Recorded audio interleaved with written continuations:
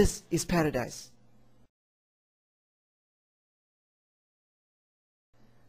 But what happens to paradise depends on what we do on earth.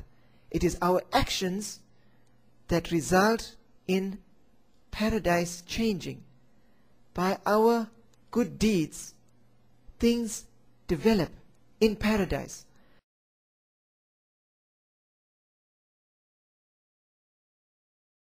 Until eventually we can have the ideal place that we would have to live in. Now these pictures are just symbolic to try and help us conceptualize in terms of our three-dimensional thinking what paradise possibly is. Because we cannot picture what paradise is. It's in another dimension. Having understood that we have to prove our worthiness, inevitably when we are discussing these topics, we come to the question of, why is life so full of difficulty?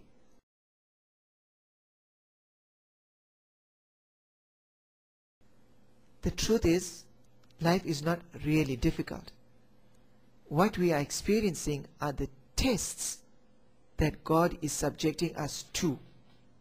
And the purpose of this test, well, when God tests us, He is helping us to fulfill our objective of proving our worthiness of our place in paradise.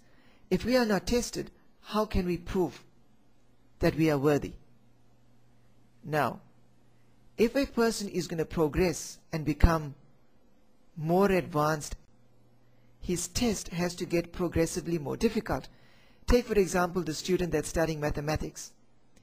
When he starts studying mathematics, he'll learn 1 plus 1 is 2. But if the whole year you just told the person 1 plus 1 is 2, he's not going to make any progress. Tomorrow he's got to learn that 2 plus 2 is 4, and 4 plus 4 is 8, and 8 times 5 is 40, and so on.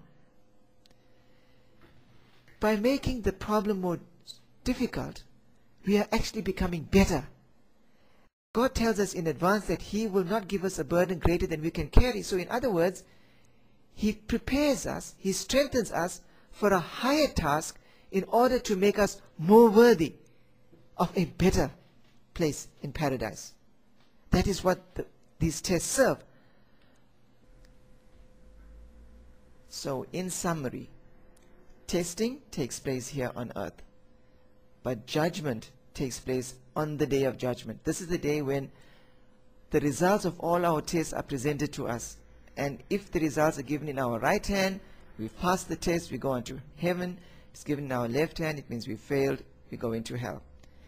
While we are here on earth, while we are here in the process of being tested, God has given us His criterion of what is right, what is wrong, what is good, what is bad, so that if we apply ourselves in terms of His criteria, we will then almost certainly obtain a passing mark, so that on the day of judgment we will be successful.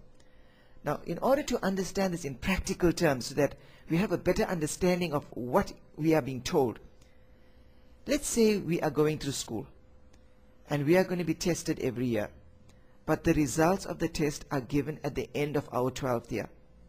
And if we pass, we go on to university. Okay. While we are studying, we will study English, science, biology, history, maths, etc. But the only thing on which we are going to be judged at the end is our competence in English. So while you may be tested in history and geography, what we are actually being tested on is not our competence in geography or history per se, but how we use the history and how we use the geography to prove our competence in English. So you may have a person who is very poor in geography, but has a great prowess in English. This person will score a high mark, whereas a person who has a great knowledge in geography, but does not have the competence in English, he will score poorly. So for example, to get back to what we were talking about, you may have a person who has a lot of wealth, but if he doesn't use that in a way that is pleasing to God, we will fail.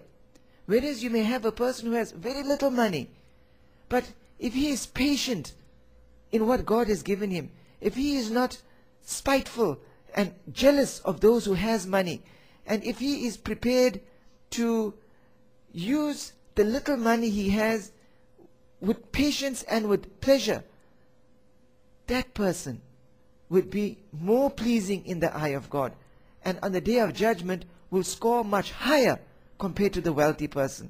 So piety, how close we get to God, how we serve God, is the only criteria on which we are going to be judged.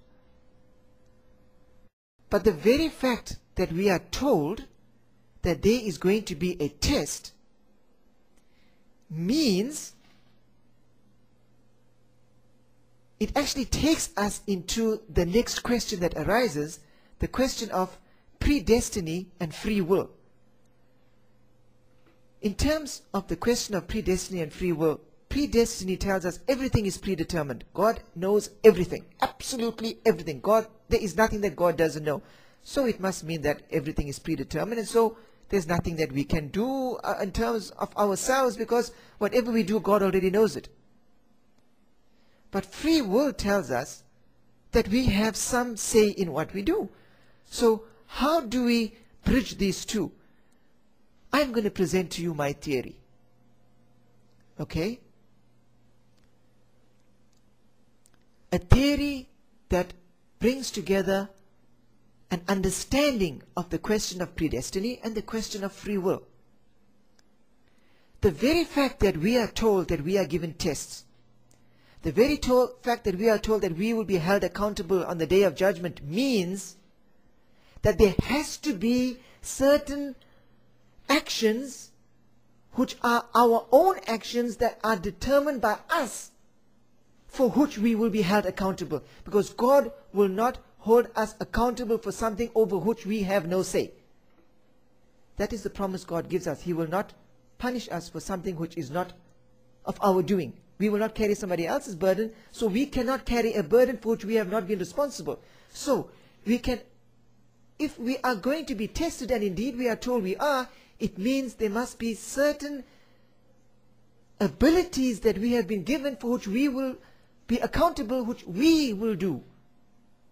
So this diagram illustrates our entire existence. This spot here is human life as we exist on earth, 80 years, 90 years, 100 years. You'll realize it's just a small spot in the entire length of our existence. We have been in existence for a long time before we came on earth. And our physical body is just the space suit which houses us, which houses our soul. And there's been a long time that we were in existence before we came here. We will be here for a short period.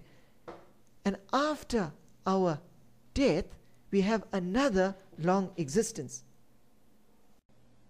Now, there are various aspects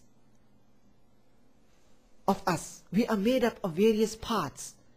And we can divide ourselves in terms of our beauty, our knowledge, our education, our strength, our property, our generosity, our kindness, our understanding. These are all qualities of the individual. This slide illustrates that. Here we have various characteristics, and there are more as well, and each one has a certain extent to which we can achieve, and that length is a representation of the total possible level that one can ever achieve. So wealth will be the extremist extreme of wealth, beauty the most extreme of beauty, and so forth. The question that arises is, when we are going to be tested, how is God going to test us, and on what basis?